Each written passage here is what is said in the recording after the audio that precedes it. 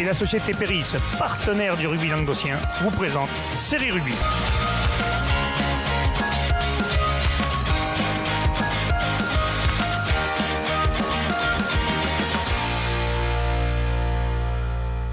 Bonjour mesdames, messieurs, bienvenue à Série Rugby, votre émission sur rugby amateur de la régionale à la fédérale, avec mes salles chroniqueurs. Salut Wally. Salut Alain. Ça va? Eh ouais, ça va. Ça fait plaisir de te voir. Je peux souhaiter la bonne année puisque je ne t'avais pas vu. Eh oui, non, meilleur c'est vrai, ouais. C'est ça, meilleur vœu à tous d'ailleurs. C'est vrai que voilà.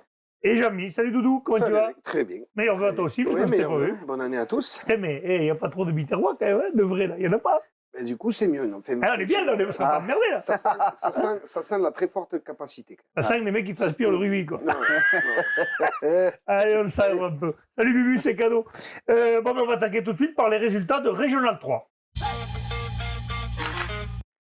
Allez, Van Dargue reçoit Salagou Cœur d'Hérault, victoire de Van Dargue 47-23, je n'ai pas eu photo, hein. Ouais, même si le score est un peu lourd peut-être. Ouais, le score est un peu lourd quand même pour cette équipe du Salagou, mais Van Dargue justifie son statut dans cette poule de leader, clairement, et à noter quand même le 12e essai de Guéric Baller côté Van Dargue. Ouais, il n'est pas toujours là par hasard quoi. Ouais, quand on marque Ça peut arriver une ou deux fois quand t'es filou, mais 12 fois quand même. 12 essais quand même, ça commence à causer, surtout que la saison est loin d'être terminée.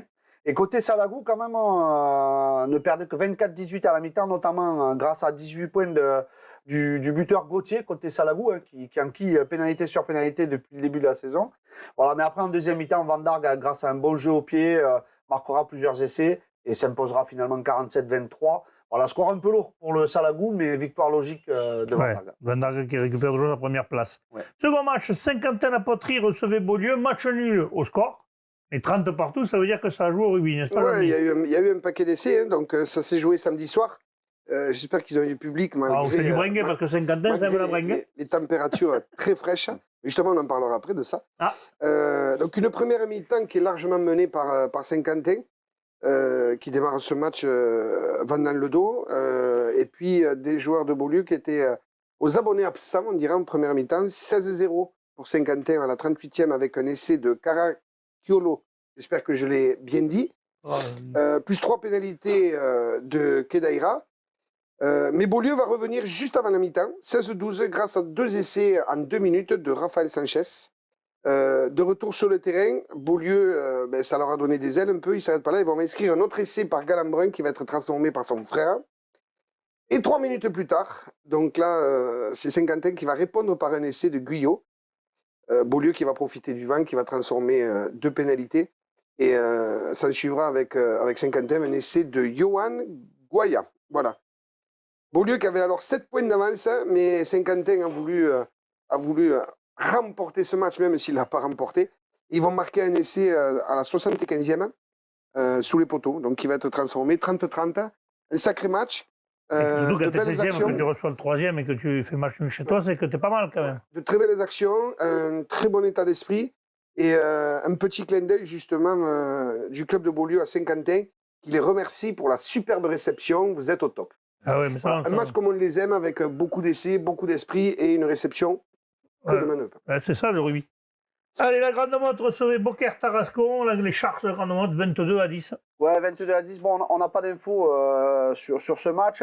Voilà, simplement qu'il y avait quelques absents côté Grande Motte, mais bon, qui assure quand même sa victoire et qui reste accroché à sa 4e place qualificative. Ouais. Parfait. Et enfin, la surprise du chef, Marguerite, qui a battu au Stade Montpellier 23-12. Surprise entre guillemets, parce que Marguerite, quand même, ça tourne bien, mais battre le co-leader, parce que Montpellier a été longtemps co-leader avec Van Dargue, c'est quand même une perf. Oui, c'est une perf, surtout que, voilà, match compliqué, beaucoup de vent, très froid, ça a été tous les matchs. Hein. Oui, je crois que partout, il faisait pas très chaud. Quoi. Voilà. Le Stade Montpellier-Rhin, qui avait quand même de nombreux absents ou blessés. En première mi-temps, donc, c'est le Stade Montpellier-Rhin qui joue le vent dans le dos, mais Marguerite va jouer à cache-ballon grâce à ses avants. Un très, très gros travail des avants, d'ailleurs. Malgré ce, c'est quand même Montpellier qui va marquer 2 essais à la 17e par Perem, à la 34e par Ribera. Donc un qui sera transformé, le second par Espitalier. Et en fin de première mi-temps, c'est un essai de Rivas qui va être transformé par Bachevalier pour Marguerite. Donc à la mi-temps, on se retrouve à 12-7. En deuxième mi-temps, très grosse défense de Marguerite, bon, qui a elle maintenant va dans le dos. 2 pénalités supplémentaires de Bachevalier, qui va leur permettre de passer 13-12 à la 64e minute. Et un essai, puis après, il va y avoir un essai de Humbert qui va encore être transformé par Bachevalier à la 73e. On est vraiment dans le money time. Donc ça va laisser une petite avance et ils finiront à la 80e par une pénalité encore du buteur Bachevalier pour clore la marque. Voilà. Donc Marguerite, voilà, ils sont contents parce qu'ils ont fait tomber le leader avec, je le répète, un gros paquet d'avant et un buteur. Bachevalier qui était au top. De l'autre côté, le principal, c'est de gagner. En tout cas, sur un match compliqué où les valeurs peuvent être un petit peu nivelées parce que conditions météo exigent les avants, les buteurs, le bon ingrédient. Ils ont fait leur job. Ouais. C'est ça. Allez, Lyon recevait on passe à la régionale 3, toujours la poule 2, pardon. J'ai passé sauté un match carrément, moi. Club Plage Armissant recevait Cruzy Saint-Chinian 40. Et victoire 43-13, bonus offensif. Là aussi, il n'y a pas eu. Ouais, non, mais Cruzy Saint-Chinian en 40 qui continue sur son petit bonhomme de chemin. On l'avait annoncé, ils seront dans les trois, dans les trois de devant. Oui, ouais, ils seront certainement dans les qualifiés à la fin de la saison, ça, personne n'en doute. Voilà, une équipe de Cap Plage Armissant qui s'est quand même accroché une bonne mi-temps. Voilà, qui était menée 14-6 à la mi-temps, mais après, petit à petit, 24-13. Mais petit à petit, cette équipe de Cruzy Saint-Chinian est quand même vraiment au-dessus et a pris la mesure de cette équipe, de cette valeureuse équipe de Cap Plage Armissant pour s'imposer 43-13, notamment grâce à 2 essais de Alix Cross. Donc voilà, belle performance de Cruzy Saint-Chinian 40. Ouais. Lyon recevait Port-Iragne-Cerce Villeneuve et victoire de Port-Iragne-Cerce Villeneuve 24-12, Jean-Mi. Oui, mais ça a été un très gros match. À la mi-temps, il y a 9-6. Donc match très engagé avec beaucoup de jeux d'avant de part et d'autre. Port-Iragne un peu le week-end partout là, avec le temps qu'il a fait. Port-Iragne aurait pu lâcher ce match parce qu'ils ont un rouge et tout de suite un jaune. Ils jouent à 13 contre 15.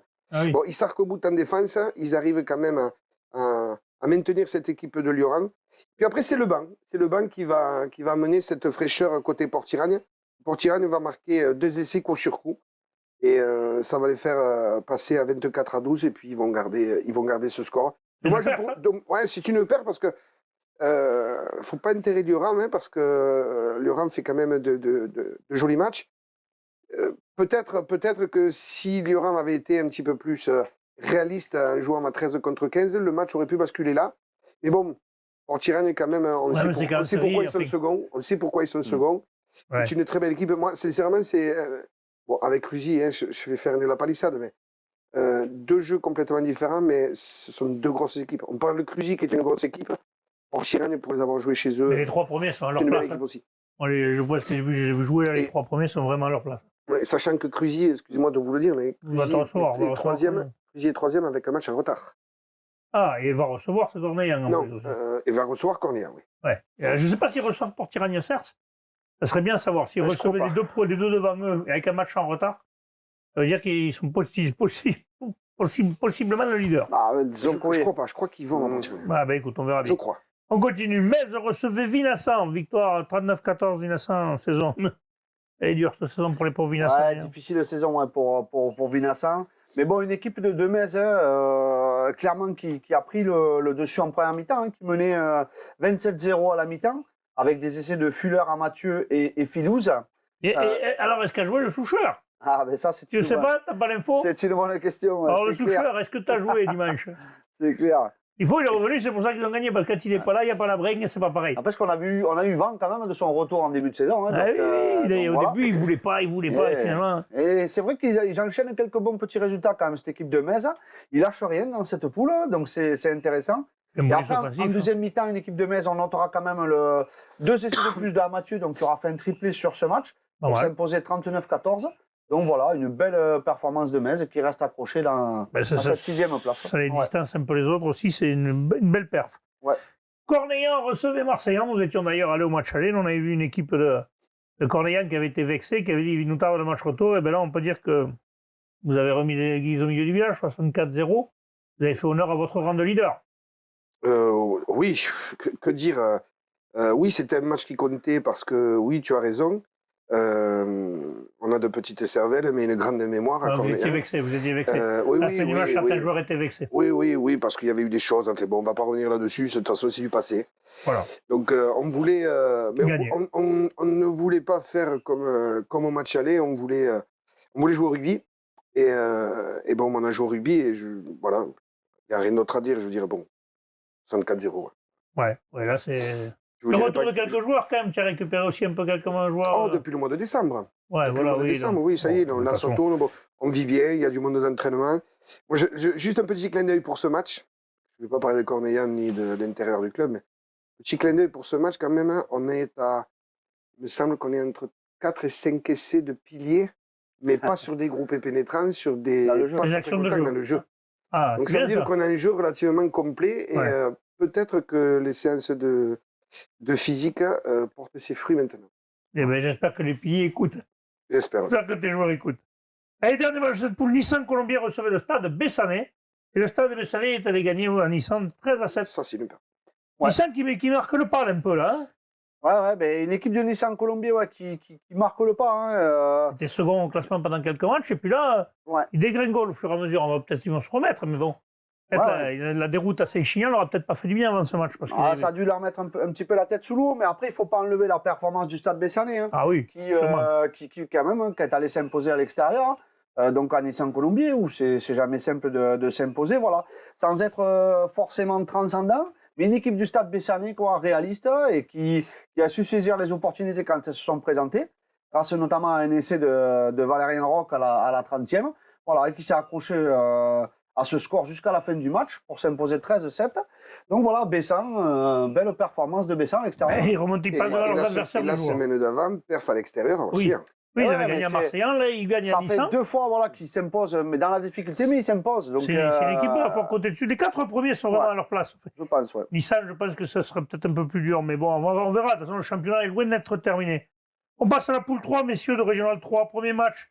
Ponteilla recevait Cerdagne-Capcir. Victoire de Ponteilla, 29-14, Jean-Mi. Oui, avec un bonus offensif. Ouais, à la mi-temps, 15-9. Ponteilla qui va marquer 4 essais avec Domenech, Roger et 2 essais collectifs. Mais bon, Cerdagne qui est arrivé. Alors, on n'a pas trop d'infos, hein, je suis désolé. Bon, voilà, on n'en a pas trop. Mais en tout cas, Cerdagne-Capcir qui est arrivé à 16 joueurs. Donc, compliqué pour eux. Et qui finissent à 14 parce qu'il y avait des blessés. Ouais. Mais quand même, il y a une belle réception. Donc, un petit clin d'œil à Cerdagne quand même, qui reste quand même dans les valeurs du rugby, puisqu'il remercie Ponteilla pour la réception au fait montagnard. Voilà, le score 29-14, ça aurait pu... voilà.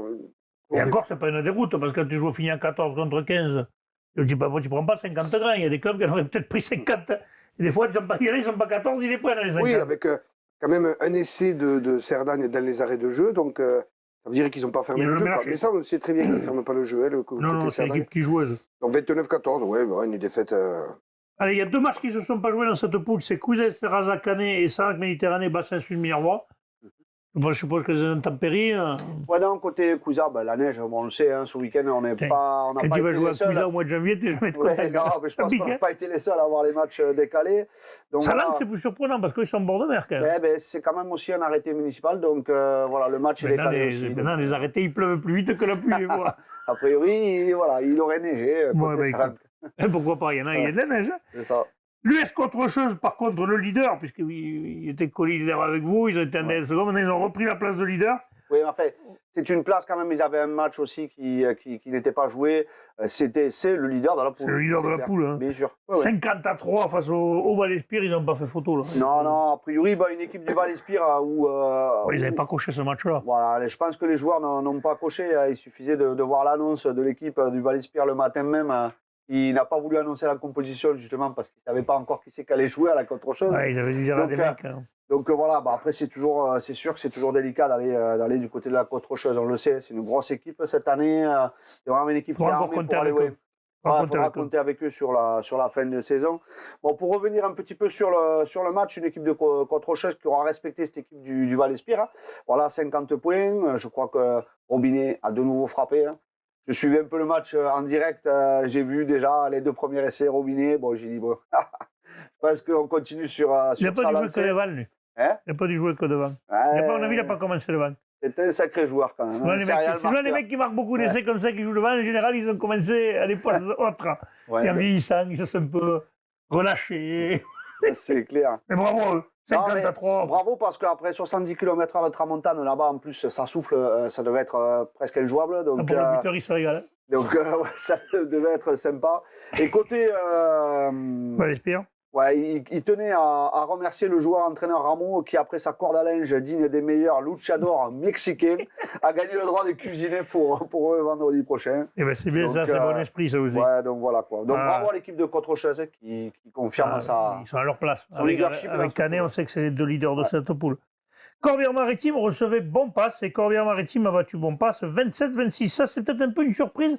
Parce qu'on n'attendait pas, Corbière avait du mal et Bompas était mieux classé. Ouais. Tout le monde avait dit peut-être que Bompas va aller faire un coup à Corbière et finalement Corbière a redressé la tête. Mais c'est ça, et puis Bompas était en train de faire le coup, hein, parce que 26-10 à la 73e minute, oui. On pouvait penser que cette équipe allait s'imposer. Ils étaient dans le dur, ils avaient coché ce match pour se remettre la tête à l'endroit. Ça s'est joué à Portel, je crois. Et donc voilà, ils se sont déplacés à 19 avec 2 blessés. Donc voilà, ça. Ils ont failli faire le coup alors. Ouais, ils étaient vraiment déçus. Mais en fait, il ne faut quand même rien enlever à cette équipe de Corbière-Maritime qui était également 17 sur la feuille de match. Voilà, qui peut-être avec un jeu peut-être un peu simple, mais en attendant a su renverser la vapeur en fin de match pour s'imposer 27-26 face à Bompas. Donc je pense que c'est quand même une grosse performance de Corbière-Maritime. Oui, c'est une performance. Et voilà, ça les encouragera pour la suite de la saison. Parce qu'on le sait, ils rencontrent des difficultés d'effectifs cette année. Donc voilà, donc je suis quand même content pour cette équipe de Corbière-Maritime. Ça va leur faire du bien un peu. Voilà, ça va leur faire du bien un peu à la tête. Au moral, ça fait toujours du bien. Moral, quand tu bats une équipe qui est mieux classée, ça fait toujours du bien. C'est ça. Par contre, Bompas laisse des points pour la 4e place. Là, ils sont là, c'est... Attention à eux. Là, je pense que la 4e place, maintenant, c'est chaud, un peu plus compliqué. Ouais. Bon, parfait. Justement, le Valespierre est à 4 points, mais le bassin sur Mirevois a 10 points d'avance maintenant. Le bassin, normalement, ça va être dur d'aller les rattraper. Ça va dépendre des confrontations directes. Combien de matchs? Il nous reste 4. C'était la 13e journée, ça. 4 et demi. Enfin, nous, on en a eu en retard, donc voilà. D'accord. Il en reste 4 et nous 5 avec un match en retard s'il se joue. Et voilà. Ouais, ça va être compliqué pour les rattraper, mais bon, tout est possible. On passe à la poule 4, messieurs. Premier match, Toch-Corbière recevait Sainte-Foy de Pérolière. Et Toch a relevé la tête, 21-3. C'est bien parce qu'ils avaient déclaré forfait au match précédent. On est content parce que c'est pas dans leur habitude de Toch de déclarer forfait, donc ça fait plaisir de les voir. Ouais, c'est une belle victoire de Duchamp avec des conditions glaciales. Il faisait froid partout. Alors, ils nous ont dit ressenti moins 8, avec normal, avec un banc 90. Ah oui. Ça peut être que ressenti moins 8. T'as les chocs. Il fallait en avoir envie de jouer. Ouais. Les visiteurs qui ont le vent en première mi-temps, qui vont mener 3-0. Et en seconde, les gars de Tucham, ils vont marquer plusieurs pénalités par leur buteur Laris, avec un bel essai aussi sur un temps fort de Manchon. Et pour finir à la 80e minute, avec une interception de Com, il va sceller le sort des visiteurs. Voilà. Donc une belle victoire. Voilà, elle fait du bien celle-là. Oui, surtout que ça les laisse dans le bon wagon, parce que là, ils avaient perdu, là, ils restent accrochés à la 4e place, à 1 point du 3e. Ils sont dans le bon wagon, comme on dit. Mais est-ce qu'ils sont qualifiés pour les phases finales, Tucham? Non, ils sont hors championnat, c'est vrai, j'ai dit une bêtise. Ils sont hors championnat de tout. Donc, mais bon, ils peuvent jouer en tout cas, on peut quand même les féliciter. Ils jouent les arbitres. Ils sont hors championnat, mais ils jouent les matchs. Voilà. Oui, parce qu'ils pourraient dire le fait. Franchement, bravo à eux. Non, c'est clair. Félicitations. Parce que c'est super compliqué de dire à des garçons, les gars, on joue que. Allez, on y va. Tu parles. Tu sais que tu te qualifies, tu n'as rien à gagner. C'est très, très compliqué. Le deuxième match, Ville-Nouvelle recevait l'US Kercorbe, Bastide-Péra. Et victoire du leader, l'US Kercorbe, Bastide-Péra, maintenant qui prend 13 points d'avance sur son dauphin. En les battant là, je pense que la voie est ouverte là, pour eux. Oui, je pense que Kercorbe, Bastide-Péra, clairement, maintenant, vont... Là, ça va être une des grosses équipes avec Autre-Chose, avec Canet, c'est les équipes qui vont falloir surveiller ça pour les phases finales. Plus se cacher, là, maintenant, je pense que la première place est quasiment acquise. Ils ont 20 points d'avance sur le 3e. A jeté sa dernière cartouche pour s'ils espéraient quand même cette première place. Ça paraît maintenant compromis, donc voilà, attention à cette équipe de Kercorbe, Bastide-Péra. Allez, parfait. Bonac recevait Castelnau-Bastide, on n'a pas trop d'infos. Je suppose victoire de Bonac 13-9. Vous n'avez pas d'infos? On a quelques infos? Oui, on a quelques infos. Ah, c'est bien alors. Écoute, c'était avec la vague de froid, encore une fois, les conditions polaires, ils ont essayé de pratiquer quand même un jeu un petit peu aéré, un petit peu vivant. Bon, bien entendu, c'est le jeu des avants qui a pris qui a pris le dessus. Mais, quand t'es lié, tu te regardes. Quand tu fais le temps comme dimanche, quand t'es lié, tu te dis putain, je suis content de jouer au rugby. Ça, c'est clair. En tout cas, c'est Bonac qui va marquer 2 essais. Alors, je présume qu'ils sont frères, les deux. Ouais. Vous nous donnerez l'info. Donnez-nous l'info parce qu'il y a M Medj et F Medj. Donc, si c'est les frérots, c'est bien pour eux. Donc, ils vont marquer 2 essais.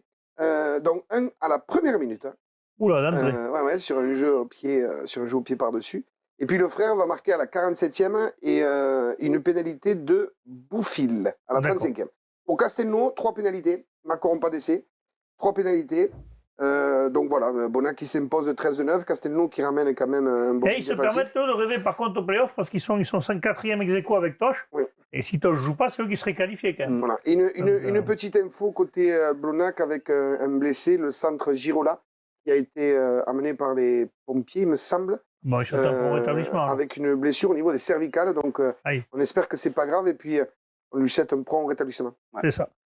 Et enfin, le dernier match, Cône recevait Villeneuve-la-Comtale. Bon, là, c'est pareil, nos amis de Villeneuve-la-Comtale, c'est anecdotique, ils ont pris 48-5. Ouais. C'est-à-dire que Cône a respecté son adversaire en mettant les points, mais c'est vrai que pour Villeneuve-la-Comtale, 0 points depuis le début de la saison. C'est sûr que la saison. Je crois que c'est la seule équipe à 0 points dans toutes les poules. Voilà, c'est chaud, hein. La saison est longue, dur, ouais, pour motiver les mecs. Là. Oh, putain, pour Villeneuve-la-Comtale, ouais. Mais les gars, bon courage, hein, parce qu'il faut être courageux là, pour aller jouer. Là. Ouais, non, mais on est d'accord. Ils ont rempli le contrat. Côté Cône Minervois, hein, bon, la victoire était impérative, forcément. Et on notera qu'avec cette victoire, donc, ils passent à 25 points. Et dans cette poule. Ils sont à 4 points du 3e. Exactement. Ils sont à 4 points du 3e. Là. Donc là, les pronostics, il va falloir sortir les calculatrices pour la fin de saison. Parce que quand on voit 4 points entre le 3e et l'avant-dernier. Je vais te dire ce qui risque de changer, vous allez me dire que j'ai certainement raison, c'est à la fin les points de terrain, pas les points de terrain, les points. Le mosaïque, l'arbitrage et le vertu. Ça risque de. À certaines équipes qui auraient pu se qualifier vont se retrouver couillonnés et d'autres vont peut-être se qualifier. Moi, ça me dérange. Moi, ça me dérange. Je vous le dis franchement depuis le début. C'est bien parce que je pense qu'au niveau de ça, il faudrait donner des points, mais plutôt de l'argent ou des trucs que les clubs ont besoin plutôt que de punir les joueurs. Le mec qui a été qualifié, et t'as une équipe qui va te passer devant parce qu'elle a juste un truc de plus que toi, c'est rageant quand même. Je suis désolé, sur le terrain, tu l'as gagné. Ouais, mais après, le règlement. Oui, après, c'est pour que toutes les équipes se mettent aux mêmes normes. Je suis d'accord. Mais il y a peut-être des points qu'il faudrait faire, voire moins sur certains points, plus sur d'autres. Ouais, c'est un débat qu'on avait eu l'an dernier, déjà. Un débat, moi, je retourne le débat là-dessus. Moi, je suis d'accord qu'il faut récompenser les clubs qui se structurent. Mais je serais d'accord aussi que l'on voit la démographie des clubs. Ce serait bien de le prendre en compte. Qu'on voit l'historique des clubs, ce serait bien de le prendre en compte. Et surtout, que l'on voit cette nouvelle phase de Régional 3 où on discute, parce qu'on n'est pas des journalistes, hein, on est tous d'accord, on discute du rugby de série avant de faire l'émission, on discute avec des clubs, et là, ce qui en ressort un petit peu, c'est que les clubs disent « Ouais, mais c'est tout pour les gros clubs. » C'est tout pour les... Et les petits clubs qui vivotent, qui n'ont pas spécialement de moyens, quid de ce qui va se passer dans l'avenir.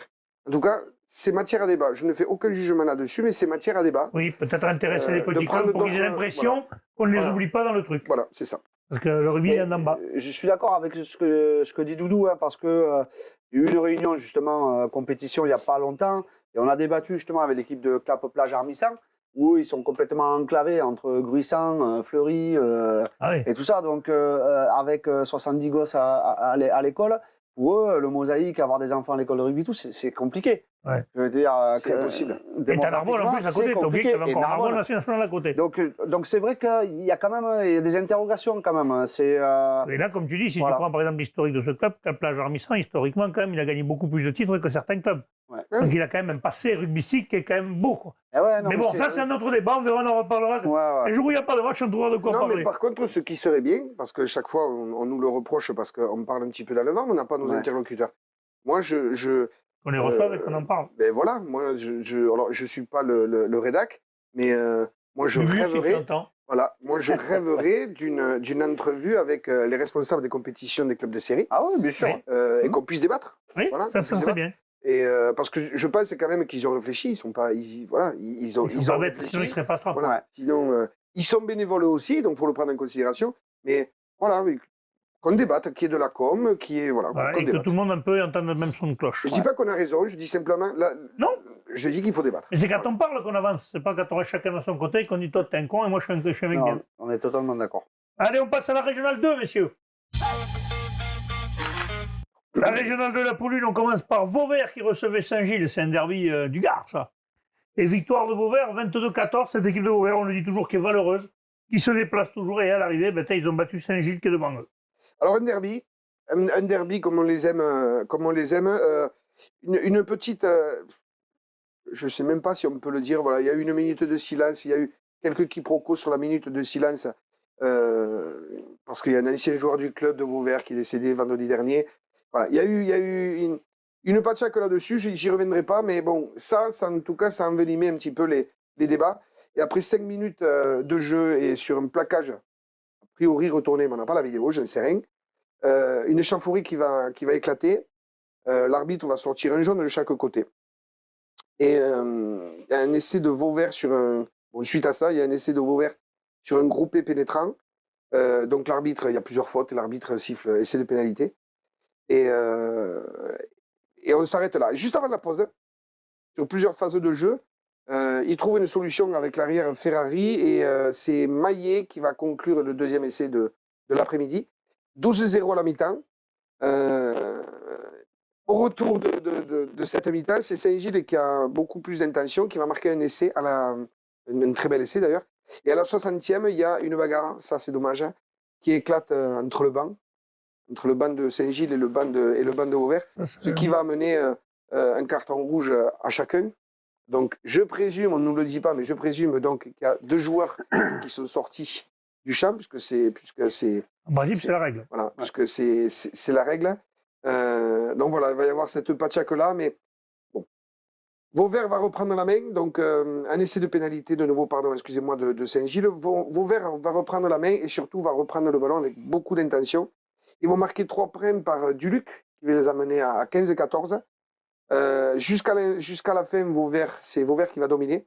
Et ils vont conclure par un essai, un groupe pénétrant, un essai de Banton, il me semble que c'est ça. Oui, un essai de Banton qui va être transformé par le buteur du jour, Duluc. 22-14 pour Vauvert, voilà, fin du match. Bravo. Allez, on passe à notre match. Saint-Gély-Pic-Saint-Loup, les Rives d'Orbe. Et Bubu avait décidé d'aller faire un tour à Saint-Gély-Pic-Saint-Loup. Et ouais. Et ouais, il aime bien le coin Montpellier, Bubu. Ouais. Et victoire de Saint-Gély, 28-15 face aux Rives d'Orbe. Alors, on avait dit les Rives, c'est une équipe quand même qui est ambitieuse, mais attention à Saint-Gély, et Saint-Gély a fait le coup. Ils ont fait le coup, enfin, ils ont refait le coup.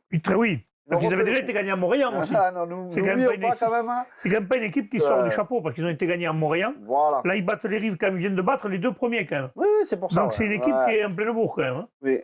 Donc voilà, une équipe de Rives d'Orbe quand même qui s'est déplacée avec des ambitions, hein, clairement, hein, côté Saint-Gély-Pic-Saint-Loup. Voilà, qui a rapidement pris le score avec une pénalité d'Armango et un essai en force du capitaine Prade. Voilà, mais le Pic-Saint-Loup qui ferme pas le jeu, qui a réussi à contrer un peu cette équipe des Rives, a été récompensé par un essai de leur ouvreur d'Avrieux à la 24e. Voilà, et puis les Rives d'Orbe inscrira de nouveau un essai par Valentin Ringer à la mi-temps pour mener 15-10. Mais petit à petit, une équipe du Pic-Saint-Loup qui va reprendre vraiment le match en main, qui va remarquer un 3e essai avec Avelan. Et le match va devenir un peu indiscipliné côté Rives d'Orbe, malheureusement. Donc, il y a 2 rouges côté Rives et un côté Pic-Saint-Loup. C'est froid, il faut se réchauffer. Donc, ouais, voilà, il fallait se réchauffer un petit peu avec ce bain quand tu mets un coup de poing qui fait froid et que tu te casses quelque chose. Ouais, donc voilà. Par expérience, ça fait mal le lendemain. Ouais. Et donc, c'est Saint-Gély-Pic-Saint-Loup qui s'imposera finalement 28-15. Voilà, mais une défaite qui doit être difficile à digérer parce que déjà s'incliner, mais repartir en plus avec 2 cartons rouges, voilà. Avant la réception de Montréal, c'est un peu. Ouais, ça fait désordre un peu. Surtout qu'ils ont 10 points de retard, les Rives, sur Montréal. Ouais. Et Saint-Gély, maintenant, pointe derrière à 9 points. Attention de ne pas perdre ce machin et de laisser les Rives revenir qui pourraient leur chipper la 2e place. Eh oui, surtout attention. Elle vaut cher. Montréal-Montagny, justement, le leader qui se recevait Mande-Lozère. Et victoire. Ah oui, pardon, non, je dis une bêtise. On a l'interview, c'est ça, Renaud? Nous avons l'interview, me dit mon serial réalisateur, à Pic-Saint-Loup, notre ami Bubu. Nous sommes à Saint-Clément-de-Rivière où nous venons d'assister à la victoire 28-15 de Saint-Gély-Pic-Saint-Loup sur les Rives d'Orbe. Avec moi, j'ai Patrick, l'entraîneur, et Justin, le capitaine. Justin, vous aviez mal commencé, vous avez pris une pénalité, un essai assez rapidement. Vous avez couru au score en première mi-temps, mais on a vu que vous aviez des jambes et qu'il y avait de quoi faire. Et finalement, vous avez décroché cette belle victoire face au second de la poule. Ouais, ben, comme au match aller, les 10 premières minutes, ils nous ont mis du combat, on a eu un peu du mal et ils ont scoré assez vite, on a eu 10 points de retard. Contre le vent, c'était un peu compliqué. Mais en seconde mi-temps, on a montré qu'on était capable de remettre du combat et avancer. Pour nous, c'était l'équipe la plus organisée qu'on avait joué des phases allées. On avait vraiment à cœur de coller à la tête de la poule pour rester au contact, quoi. Donc on est vraiment satisfait aujourd'hui, quoi. Patrick, on l'a dit déjà dans l'émission il y a quelques temps, c'est une jeune équipe qui bosse bien. On avait eu des infos par Fabrice et tout ça. Et là, on a pu le voir. Après, c'est vrai, cette entame un peu compliquée. En première mi-temps, vous avez couru après le score. Et en seconde période, sur une interception, vous êtes repassé devant. Et puis, vous avez réussi à les faire complètement déjouer, sortir du match et finalement finir par l'emporter. Toi, de ton analyse, qu'est-ce que tu en penses? Alors déjà, à la question, il y a deux parties. La première partie sur cette jeune équipe, c'est vrai on est arrivé, on a repris le club. On repart sur un nouveau projet de formation, projet de structuration, nouveau projet de jeu. On a une qualité de joueur relativement intéressante, relativement jeune, et la marge de progression est importante et on progresse. Donc ça, c'est juste génial. Après, sur ce qui s'est passé aujourd'hui, voilà, on manque un petit peu de précision, on manque d'asseoir nos temps forts suffisamment, et on tombe sur une équipe accrocheuse qui a des arguments puisqu'il y a des secondes de poule, et on fait plus que rivaliser, puisque je pense qu'on a la main mise en deuxième mi-temps sur le ballon, et on finit plutôt fort, même s'il y a quelques petits accrochages à la fin. En tout cas, ce qui est sûr, c'est ce que vous avez dit, on travaille. J'ai l'impression qu'on travaille bien, et surtout il y a un super état d'esprit, et moi j'invite des joueurs qui sont dans la région à venir nous rejoindre l'année prochaine, parce que notre projet, c'est un beau projet qu'on va essayer de mener à bout. Justin, victoire à Montréal, on fait tomber le second ici. Là, les ambitions, c'est clairement la qualif et aller gratter quelque chose. Ouais, les ambitions, c'est la qualif et aller le plus loin possible après pour prendre du plaisir. On a un bon groupe, il y a des bons gars. L'aventure humaine, elle a démarré il y a un petit moment. Et c'est pas juste le groupe de la première. Franchement, la B vit bien, tout le monde. Et la B gagne encore aujourd'hui. Félicitations à eux, ils ont fait un gros match. Et donc voilà, on va aller le plus loin possible. Après, le but, c'est de prendre du plaisir et de jouer bien au rugby, quoi. Ouais, tu fais bien de le dire, la B qui s'est imposée, qui a fait chuter les Rives d'Orbe pour la première fois de la saison. Justin, Patrick, merci beaucoup. On va souhaiter de bien continuer. Merci à vous. Bon, on a vu l'interview, ouais, il faisait froid, on sent qu'il faisait froid. Mais enfin, bon, on a vu quelques images quand même. Pour les plaquages, quand même, il va falloir se baisser un peu.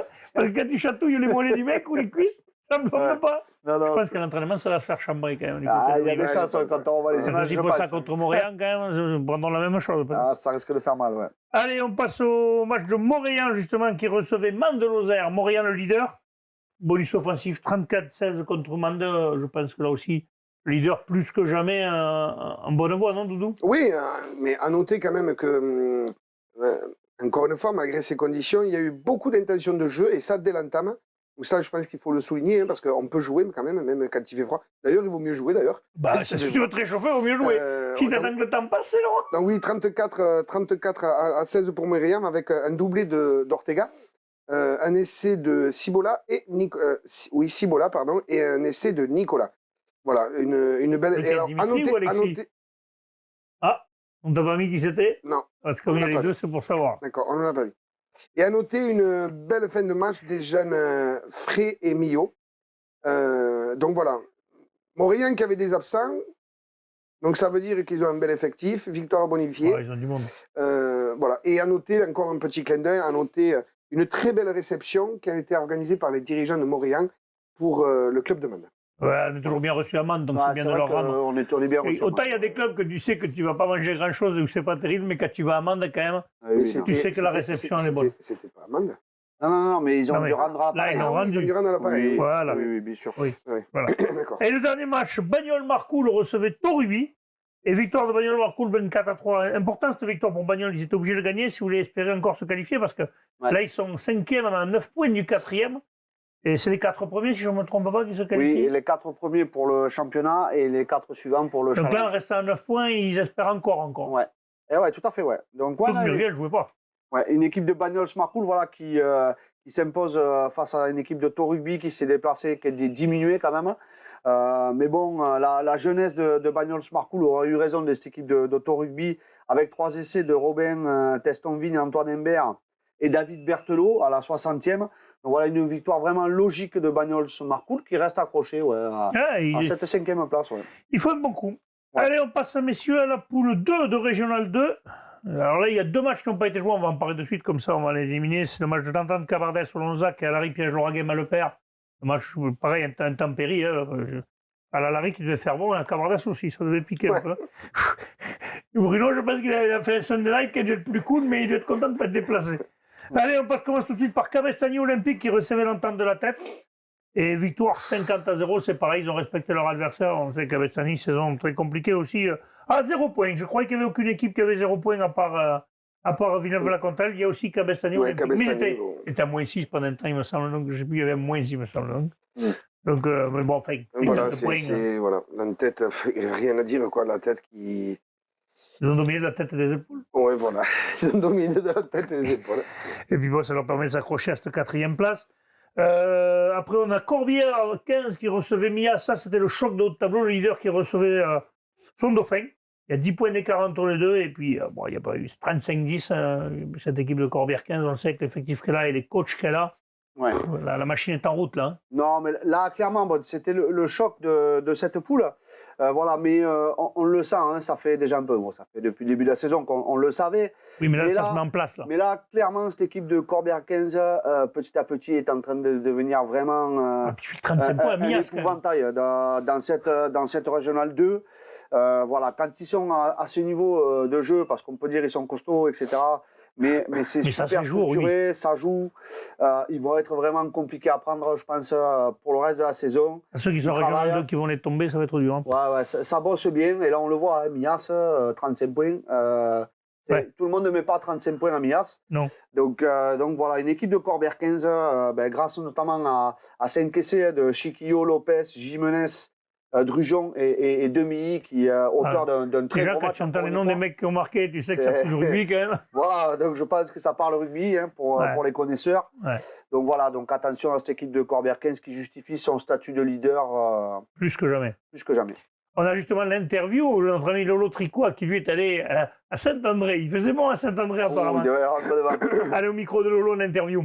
Bonjour à tous, nous étions au stade Jean-Bertrand où Corbière 15 a pris sa revanche sur l'équipe de Mias, c'est l'équipe qui les avait défaits au match. Donc avec moi, Cédric Rosalet, de Corbière 15 et le capitaine Jimenez. Donc Cédric, tout d'abord, félicitations d'ailleurs aux 30 acteurs et à tous les autres par rapport aux conditions météo. Je pense que vous avez fait le nécessaire, un match plein, complet. Vous aviez préparé ce match d'une certaine façon cette semaine? Oui, bien évidemment. On savait qu'on allait être confronté à une très équipe et donc nous on voulait répondre par le jeu. L'objectif c'est de continuer à progresser sportivement et de franchir un cap également mentalement. Je crois qu'on a su répondre présent, les garçons ont su répondre à ce défi et on a pu proposer quand même malgré la météo un jeu qui était fort agréable. Ouais, Jim, comme tu disais, ça a claqué dès les 20 premières minutes. L'équipe de Mias a vu que vous n'étiez pas premier par hasard. Vous avez fait quand même un match plus que complet. Peut-être avec les conditions météo, un des plus aboutis de la saison. On a fait un très beau match, on a surtout respecté les consignes. Les 20 premières étaient engagées.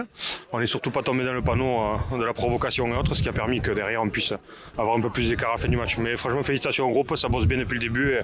C'est qu'une petite récompense pour le groupe. Ouais, on nous avait annoncé la foudre en début de semaine, on nous avait promis. Et nous on s'est dit avec Renaud, quand même cash, on va venir voir ce match parce qu'il le mérite. Le premier contre le second, on n'a pas été déçus parce que franchement, chapeau aux deux équipes par rapport à l'engagement qui a été mis. Et donc maintenant, Cédric, qu'est-ce qu'il reste à faire pour aller un peu plus loin?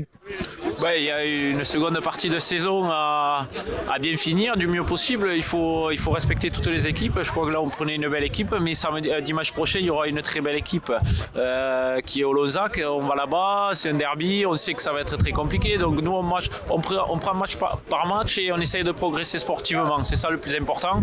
Et je crois que les garçons sont accaparés le système de jeu, mais on est en train de franchir les paliers et ça c'est relativement intéressant. Ouais, on le voit parce que devant, complet derrière, une osmose un petit peu entre les trois quarts, les avant et les trois quarts, et on prend vraiment du plaisir. On sait que vous prenez du plaisir sur le terrain. Ah oui, le système nous plaît et correspond à l'identité de chaque joueur. Donc voilà, mettre du jeu, respecter les bases et prendre du plaisir, vraiment c'est la base du début de saison qui a été mise en place et c'est le top. Et écoutez, en tout cas, félicitations pour cette belle victoire. Félicitations aussi à l'équipe de Mias parce que pour faire un beau match, il faut être deux. Ouais. Personne n'est tombé dans la bêtise, comme tu le disais, Cédric. Et puis, un gros merde pour la suite et en espérant que vous alliez le plus loin possible. Au revoir et à très bientôt. Et on voit que Cédric Rosalène quand même était satisfait parce qu'à 35-10 satisfait. Par contre, on voit que Jim il a froid. Hein. Il sent qu'il y a le courant d'air derrière, ils n'ont pas fermé les portes. Ouais. À Saint-André, ça pique. Hein. Ouais, non, ouais, surtout qu'à là, le vent, hein, c'est un canyon. La fin, le perf 35-10, on le dit encore contre Mias. Mias, quand même, qui était une des grosses cylindrées de cette poule. Qui est une grosse cylindrée. Mais Corbière-15 est clairement au-dessus. Donc, dans les phases finales, il va y avoir des belles échauffourées. Et le dernier match de cette poule, messieurs, c'est l'Union catalane Polyestre Bâche-Villeneuve qui recevait Ouveillan-Cuxac-Salel. Victoire de l'Union à domicile. Et quand même, Ouveillan récupère un petit bonus défensif. Peut-être ça peut compter pour la fin, ça. Ouais, écoute, l'Union catalane, c'est jeune, qui est jeune, hein, cette équipe de l'Union catalane, et qui avait à cœur de enfin réaliser une prestation avec face à une équipe d'Ouveillan quand même que tout le monde connaît, qui est quand même une belle équipe de la poule. Encore une fois, hein, le vent, aucune des deux équipes a su apprivoiser ce vent. Mais bon, voilà, c'est comme ça. Ouveillan va confisquer le ballon en première mi-temps. Mais bon, les Catalans vont quand même s'arc-bouter en défense. Et c'est eux qui vont marquer à la 20e par l'intermédiaire de leur demi de mêlée. Alors, Tixer, je pense que c'est les Catalans, on doit dire Tixera, je pense. Voilà, qui est un filou et qui va se faufiler et qui va marquer. Suivi d'une pénalité en début de match, avec un score de 13-6 à la mi-temps. Juste avant la mi-temps, il y a une petite échauffourée entre les équipes. Voilà, ils devaient avoir un petit peu trop froid, donc ils ont préféré... fallait se réchauffer, ce qui va amener un rouge et un jaune de chaque côté. C'est dommage. Contre 13, ça fait de l'espace quand même. Hein. Oui, ça fait de l'espace, oui. Et donc les visiteurs qui vont, dès l'entame, revenir au score par un essai. Et puis là, l'équipe de l'Union va quand même garder l'avantage et va dominer les débats en marquant une autre pénalité. Et l'Union catalane va l'emporter 23-16. Voilà, avec des essais de... Ouais. Alors écoutez bien les noms. Je suis désolé si je l'écorche. Dakonsei Kao, je ne sais pas comment on dit, mais en tout cas c'est ça. Et un essai et un troisième essai de De Souza, côté Union. Facile à dire celui-là.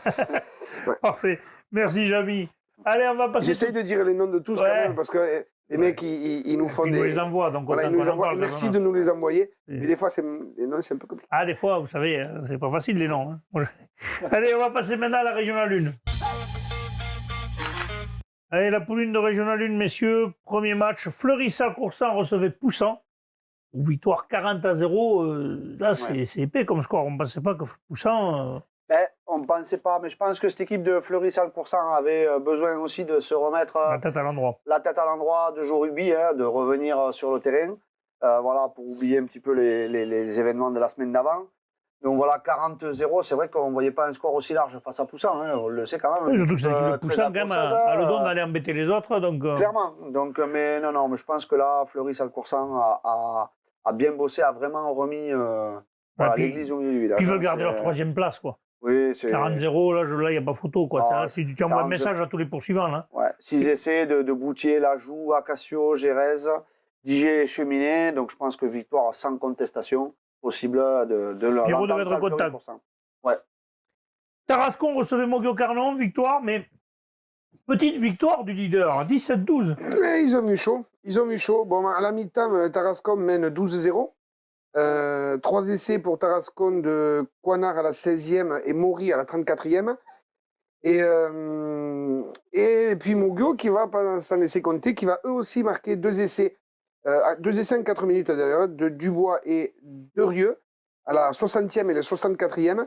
Donc là, ça commençait un peu à chauffer. Et puis, il va y avoir un groupé pénétrant à la 77e minute, il me semble.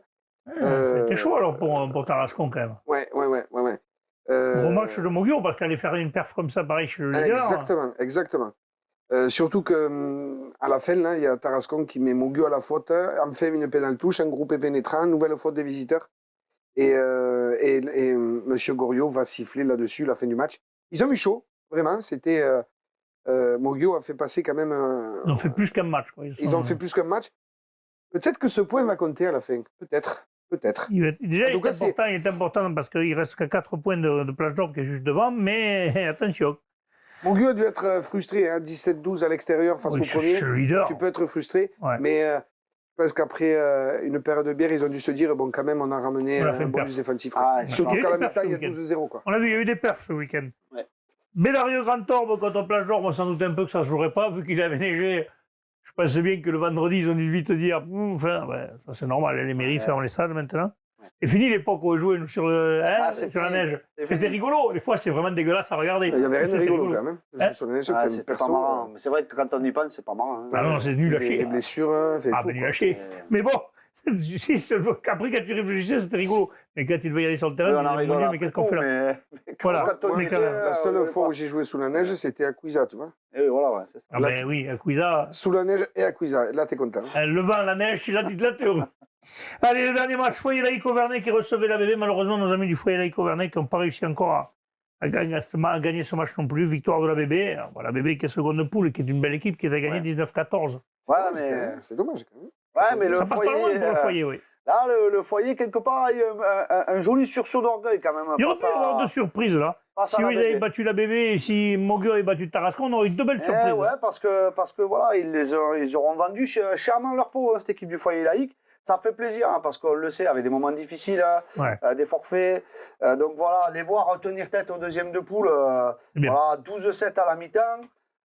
Une équipe de la BB qui s'est vraiment recentrée autour de son paquet d'avant, hein, qui leur a vraiment fait mal sur les ballons portés, avec 3 essais de Malheureux, un collectif justement à la 23e, et un autre essai de Ballester à la 50e, mais une équipe du Foyer Laïc qui arrachera le bonus défensif, amplement mérité sur cette rencontre. Donc voilà, donc une victoire à l'extérieur pour l'Avenir Bleu et Blanc, mais un bonus défensif très encourageant pour le Foyer Laïc et pour la suite de la saison. Et ben on va leur souhaiter un petit mot de la poule 2. Trèbes n'a pas joué, le match a été reporté contre Verfeil.